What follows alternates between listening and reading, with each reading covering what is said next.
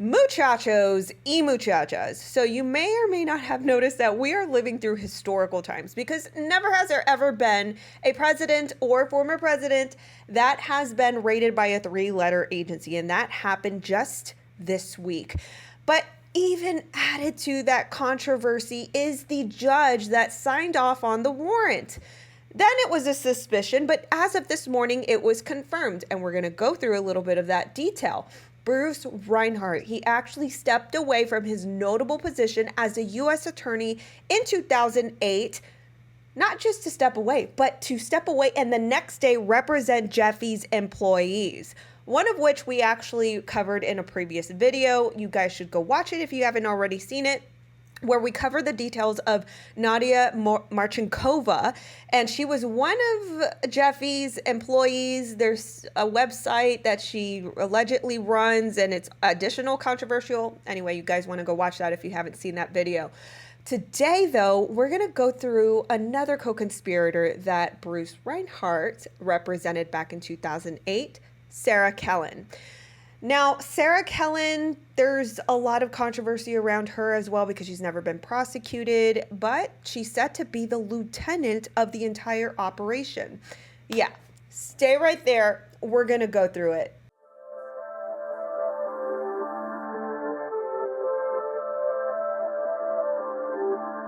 All right, so before I lead you into the waters of Sarah Kellen, I wanted to provide you guys with a little bit of detail and update. Now, earlier this week, it was just a suspicion because we could not confirm that it was Bruce Reinhart who signed off on the warrant. But as of this morning, many media outlets actually obtained the warrant, and Breitbart was one of those media outlets.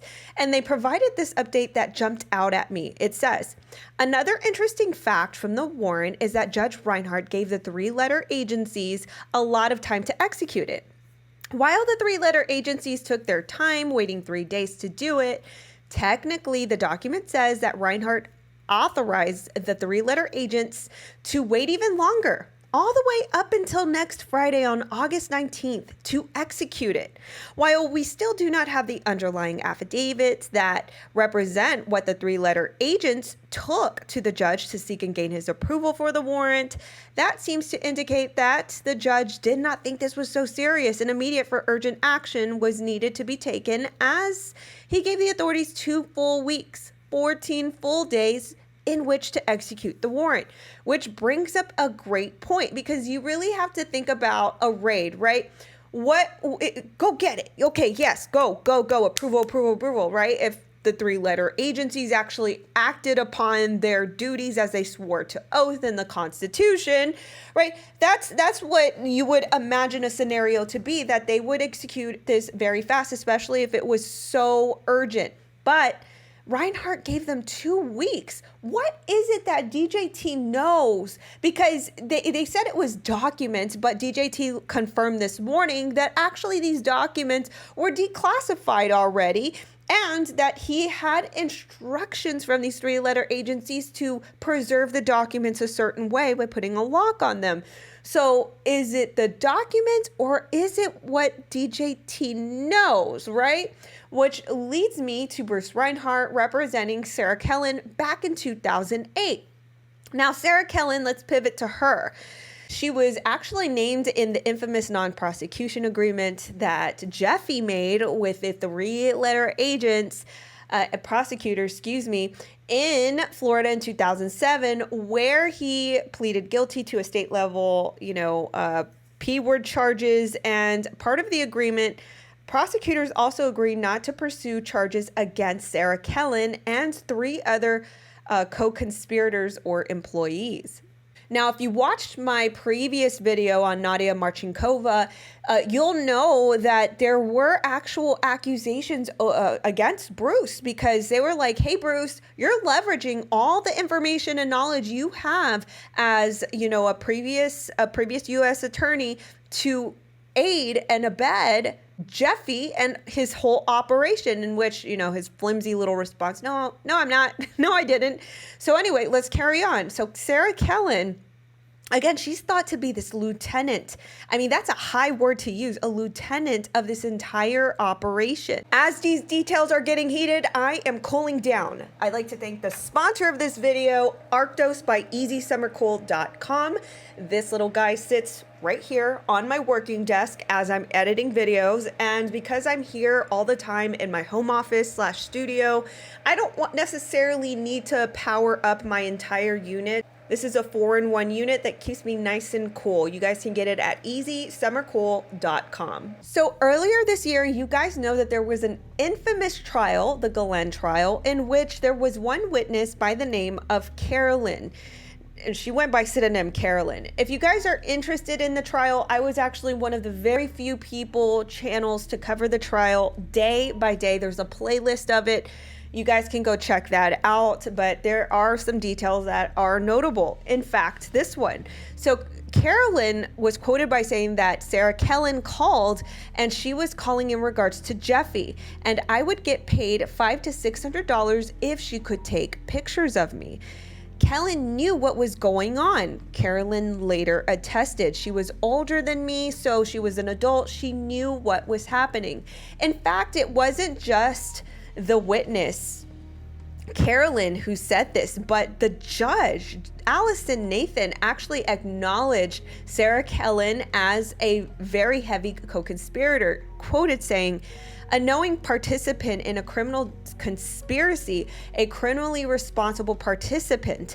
And then another quote saying, "The defendant was Jeffy's number 2 and the lady of the house," and then saying that at some point Sarah Kellen took over some of the defendant's duties. But even after that time, the defendant retained her leadership position as evidenced by Kellen's testimony. So this is acknowledged in court. This is acknowledged by this witness, this victim. But I also want to add this this spice to the mix, because we're all wondering, well, what the heck? What does that mean, right? Because Sarah Kellen, she obviously must know something. She must, be prosecuted. Now, there is a little piece that I know it's just a cliffhanger and it's just a little minute detail at this very time, but Technofog actually tweeted this out in June when Kellen was sentenced, and he said, "Kellen has been sentenced to 20 years in prison. Will others be brought to justice?" After Kellen was charged, there was another ongoing grand jury investigation into other possible co-conspirators of Jeffy. That investigation has not been made public. And I'll read that little excerpt here that's pictured there, where it says, "As the U.S. Attorney's Office for the Southern District of New York has stated publicly, the investigation into the conduct of the defendant in this case and other possible co-conspirators of Jeffy remains active. The full scope of details of that investigation, however, have not been made public." So is there another investigation that will eventually come to light? To that, I'll have to just park that, but just know that this comes from the documentation and that's what it says. There is an ongoing investigation. Who knows when that's going to come to light, if it ever does.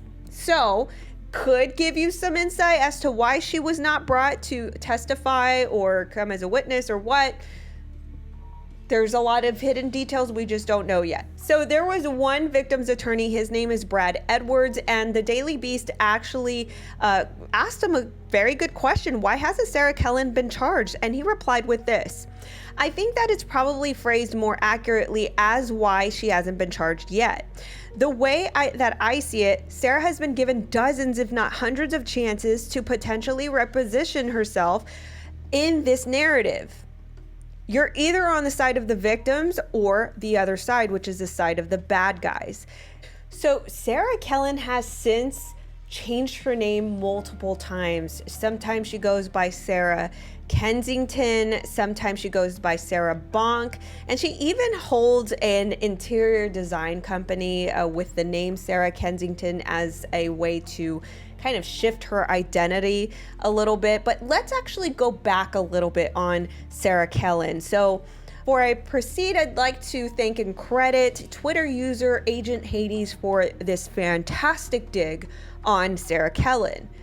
So Sarah Kellen, at the age of 17, actually was a Jehovah's Witness, and she married, at the age of 17, a man by the name of Ryo. Now, it shows that in about when she turned 20 years old, she actually divorced this man, and she was cast out of the Jehovah's Witness community. Straight after that, you can see that she jumped into modeling, as you can see here at the age of 21. And then she got mixed up with this man by the name of Robert Coelho, or Coelho. And as Coelho was being discovered, his website surfaced, and you can see here that it already kind of looks a bit racy, but as people were clicking through these pictures, it actually turned up to be no-no pictures. Yes. And Sarah Kellen actually modeled in these no-no pictures, in which right after this, she was then introduced somehow, that's still mysterious, to Jeffy, when she actually then became part of Jeffy's circle in 2001. So as I mentioned at the beginning, many victims came out against Sarah Kellen, all alluding in the similar witness testimonies that she was the one that actually coerced, recruited, and showed them how to, Jeffy. And according to one young lady who came forward, Robson, she was 16 when she was actually enticed into this circle. And according to her, Sarah Kellen kept all of the names and numbers of the girls who gave Jeffy those, massages, and would call around to see who was available to work when Jeffy was at his Palm Beach mansion. Some of these girls later told Palm Beach detectives that it was Sarah Kellen who would show them upstairs when they arrived at the house and set the table up for them, that table. And then there's this testimony that was actually reported by Politico. It was Sarah Kellen whom Courtney Wild, now 33, remembers most vividly from the day she first walked through Jeffy's doors in Palm Beach in 2002. Wild was just 14 years old, still in middle school with a mouthful of braces. To her, Sarah Kellen's friendliness made the situation seem normal. She's quoted by saying, "You're 14 years old and you go to a mansion," and then Sarah Kellen, she's a beautiful woman too, she's very nice, escorts me upstairs. She said in the interview, continued, "It's weird, but I just kind of went with the flow of what everyone else was doing." Then they say, when she was recruited, Wild says she was told she had another option. Instead of having with Jeffy, she could be paid to recruit others, and she wasn't alone. During the raid on Jeffy's house in 2005, police found phone logs signed by Sarah Kellen with the names of the teenagers who were called for confirmation of work. Jeffy essentially was running an enterprise at Royal Palm Beach High School. Imagine that. According to the victim testimony given to the Palm Beach police, each teen would earn about or around $200 if that teen brought a friend to Jeffy. So interestingly, Sarah Kellen actually came forward as a victim a month after Jeffy self-deleted himself. And as she came forward, her spokesperson Tracy Schmaler said that she was 22 when Jeffy and Kellen recruited her as an assistant, and at the time she'd been cast out of the Jehovah Witness community in which she had been born in. And I already mentioned the man that she divorced at 17. Very soon after Sarah was brought into Jeffy's world, she said, he began to with her, and the abuse went on for years. Now, I'll just give you guys a little bit of commentary. While, like my last video, I can understand the coercion, at the same time, it seemed to be that Sarah and Nadia were, full-fledged adults, and, if there were ongoing operations that they helped with, then, that's a different situation. Now, she has had ample amount of chances to come out and fight for the victims and basically come out, because I believe that Virginia Roberts Giuffre was also in that position, as a recruiter, as a teen, but she was one of the first and star witnesses to, just spill the entire tea on Jeffy and his enterprise. So like the Politico article mentioned, she was one of dozens of assistants who worked for Jeffy and Glenn over the years, and one of her many duties were to schedule various appointments for them, including massages and this wasn't the only thing. She actually would arrange a lot more. Allegedly, she was the one who answered phones. As we just mentioned, there were call logs that were signed by her name, and she also scheduled the sessions. She called his pilots to arrange flights on his various aircrafts, the one most notable and infamous. And she also sent packages to the victims. Like, there's one, and I don't know that Sarah Kellen was responsible for sending this, but there's one notable, like, I don't know, it's like a form.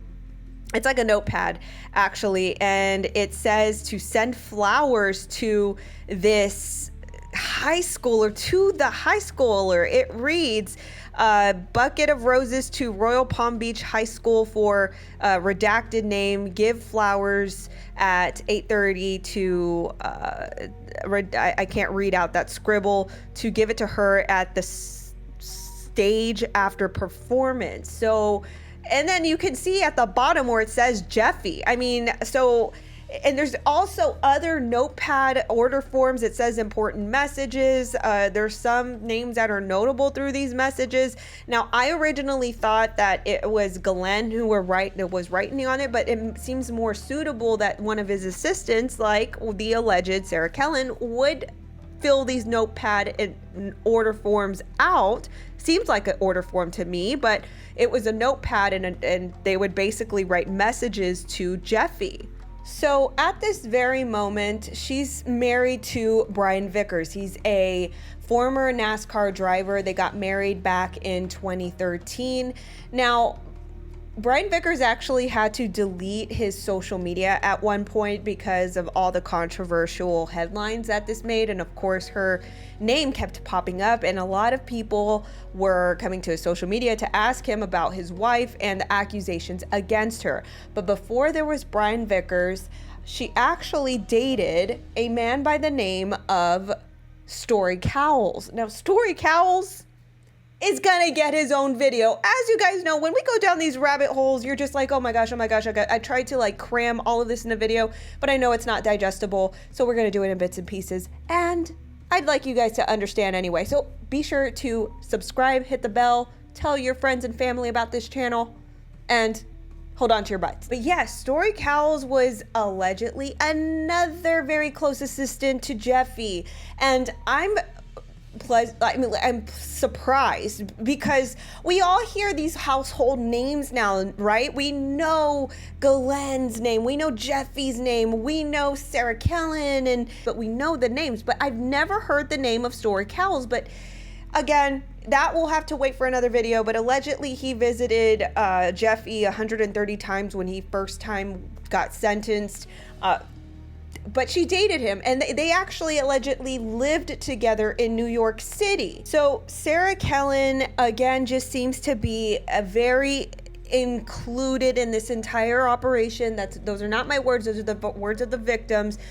So much so where you see even a picture of this, which, yes, again, it is another rabbit hole that we will go through thoroughly in another video. But you can see Sarah Kellen here at a billionaire's ball, yes, with victim Cindy Lopez, who has actually attested to the atrocities of Jeffy's circle and being enticed into all of this. But imagine, I mean, Sarah Kellen looks young herself in this photo, but being this lieutenant of an operation, allegedly, and going to events as big as a billionaire's ball. What were they doing? Who were these people?